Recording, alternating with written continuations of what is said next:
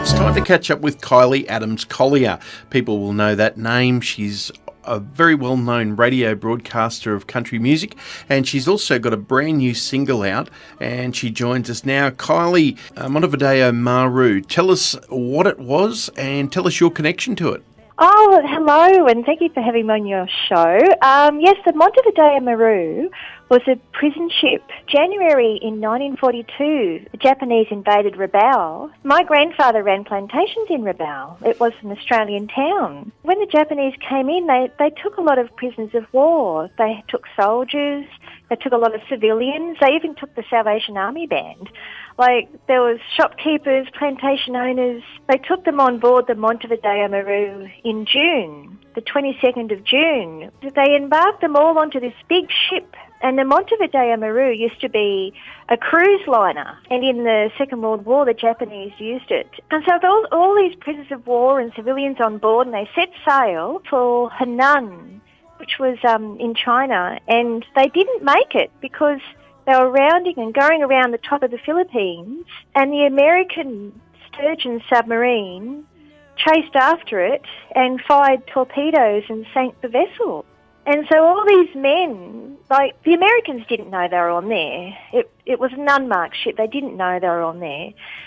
They all passed away. The ship went down in 6 minutes, and it's still there. No one knows where it is. It hasn't been found yet. Yeah, mystery, so my grandfather, Harry Adams, was on there, and there was American soldiers as well, and Papua New Guineans, Chinese. There was a big Chinese population in Rabaul, Australians.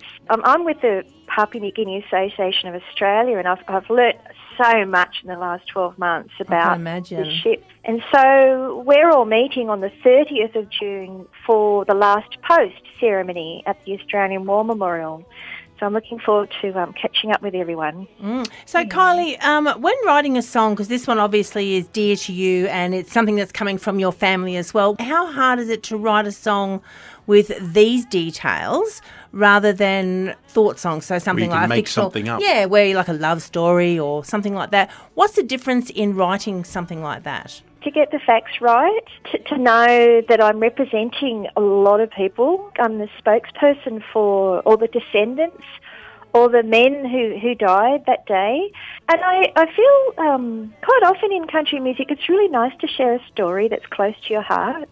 When it's a history that a lot of people don't know about, I found it quite easy to write. I'm a storyteller, and a lot of my songs, I write stories about the people I meet, the history of a place.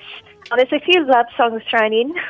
I think I sort of wrote more love songs when I was a lot younger, and as I'm sort of maturing and getting older, I'm sort of growing up a little and writing more songs like this. But it follows a story about taking my son to the Australian War Memorial and finding out about my relative, Private Douglas Cook, who died in Lone Pine, as the song says, and about discovering my father's name on this piece of paper in a glass cabinet in the corner of a room in the Australian War Memorial.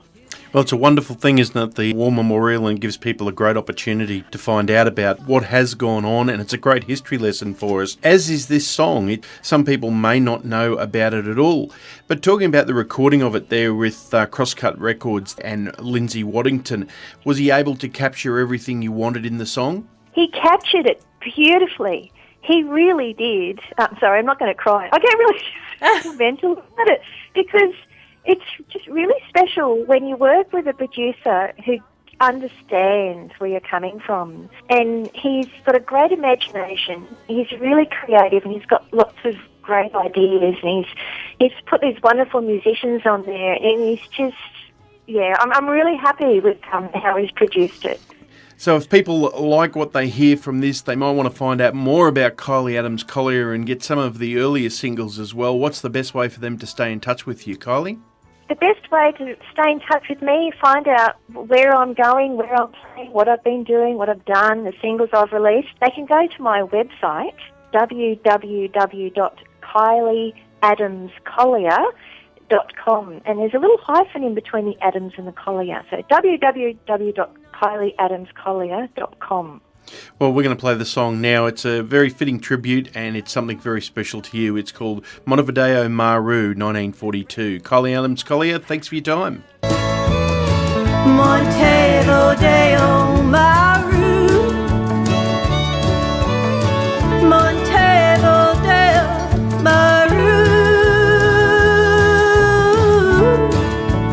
1942.